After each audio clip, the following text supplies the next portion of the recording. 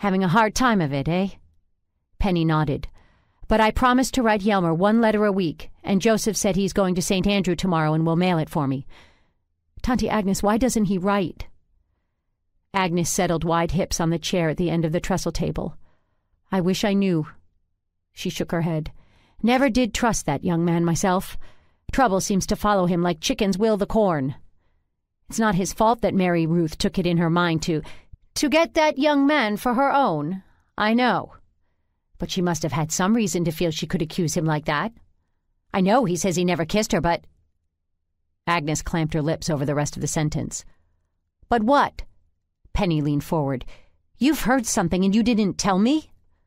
Ugh, duh, me and my big mouth.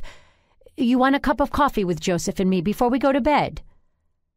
Tante, you're changing the subject. What did you hear? Penny could feel her jaw tighten. I want to know, what did you hear? She tamped down the urge to slam the table or shake her aunt. I am not a child anymore to be kept in the dark and only told what's good for me to hear. She closed her eyes for a moment, then took a deep breath. Please, Tante Agnes, tell me what you've heard. I don't hold with gossiping. Please. The sigh heaved Agnes's ponderous bosom that swelled above the belly protruding under her apron. Ingeborg said she saw Hjelmer kissing Mary Ruth Strand out behind the haystack. And you know as well as I do that Ingeborg don't make up stories. Penny stared at the yellow-orange flame burning the edge of the wick in the lamp.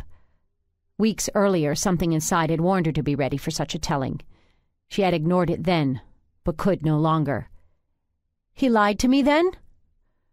Well, I heard tell of women kissing men, you know, and maybe them not wanting it but being too polite to push the hussy away, Agnes offered by way of comfort. She's a hussy, all right, and that's being Christian charitable. Penny pushed the tip of the pen into the table so hard it broke off. She sighed. Now she'd have to sharpen the quill again, and it was already getting down to the finer part of the feather shaft. She pushed the cork into the ink pot and gently placed the precious piece of paper back in the carved wood treasure box, one of the last things her father had given her. If paper didn't come so dear, she'd do what she wanted. Crumple it up and throw it into the stove along with her promise to Hjelmer Ivan Bjorklund that... She couldn't think of a name she dare utter aloud, but one of those she'd heard the threshing crew say would surely be useful right now. Agnes heaved herself to her feet, grunting in the process. No, Tante, you sit down and I will get the coffee.